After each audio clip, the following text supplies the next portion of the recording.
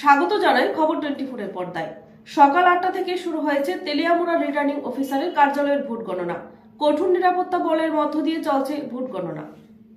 সকাল থেকেই রাজ্যের অন্যান্য প্রান্তের সাথে সাথে তেলিয়ামুড়া রিটার্নিং অফিসারের কার্যালয়ে শুরু হয়েছে ভোট গণনা পর্ব।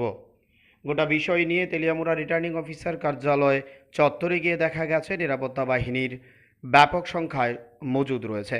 এর পাশাপাশি বিভিন্ন স্তরের প্রশাসনিক কর্তা ব্যক্তিরা যারা ভোট গণনার কাজের সাথে যুক্ত তারা সকাল থেকেই যথেষ্ট স্বতঃস্ফূর্ততার সাথে ভোট গ্রহণ কেন্দ্রের দিকে যেতে থাকেন।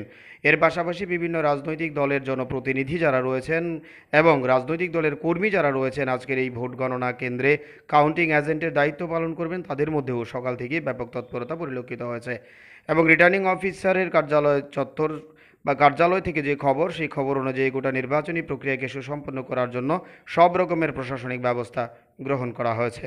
ব্যুরো রিপোর্ট, খবর 24।